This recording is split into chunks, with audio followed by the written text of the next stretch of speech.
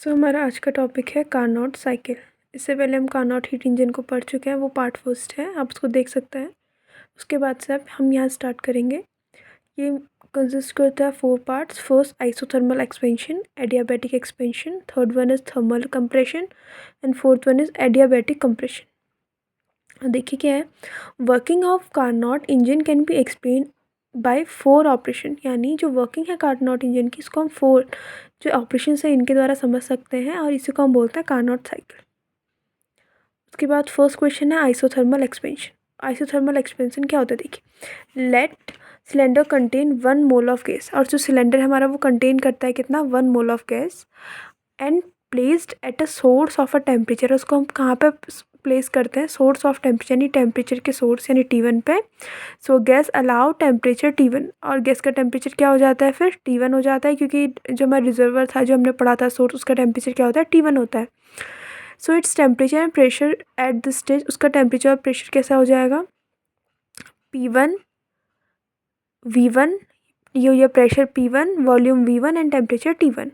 On decreasing pressure, जब हम pressure को डिक्रीज़ करते हैं P1 से P2 तक, तो जो हमारी गैस होती है वो क्या करती है, एक्सपेंड्स करती है अपने वॉल्यूम को V1 से V2 में। समझ में आ रहा है। उसके बाद से as bottom of a cylinder is a perfectly conducting, हमने पढ़ा था इससे पहले वाले में कि जो वॉल्स होती हैं वो इंसुलेटिंग होती हैं और जिसका बॉटम होता है वो क्या होता है, कंडक्टिंग होता है। तो वो रिजॉल्वर से क्या Q1 अमाउंट की जो हीट होती है उसको क्या कर लेता है, एब्जॉर्व कर लेता है। कैसे टेम्परेचर पे, कांस्टेंट टेम्परेचर पे। तो इसी प्रोसेस यानी जो हमारी ये वाला ऑपरेशन है इसको हम बोलते हैं आइसोथर्मल एक्सपेंशन। यही लिखा है, आप लोग देख सकते हैं।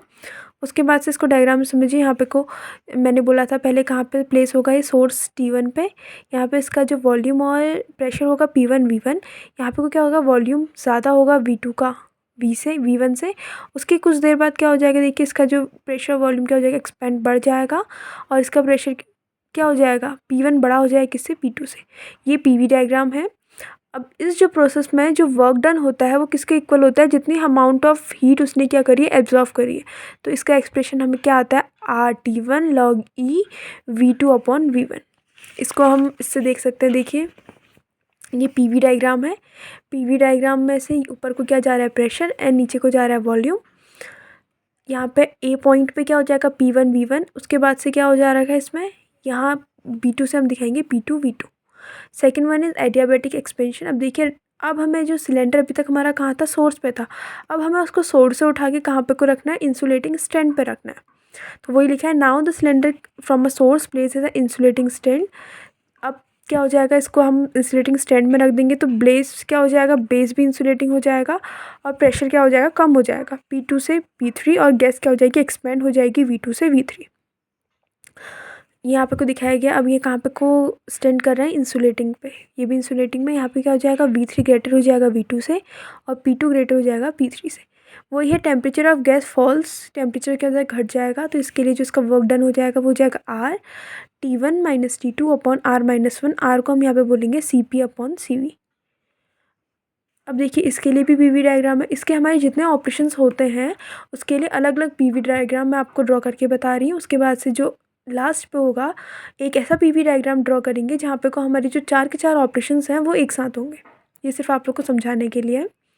इसके बाद देखिए P और V ऐसे ही हो गया। ये हमारा पहले का था T1, और दूसरे बार में क्या हुआ, देखो इसका प्रेशर क्या हो गया, रिड्यूस हो गया। तो प्रेशर क्या हो जाएगा, कम हो जाएगा।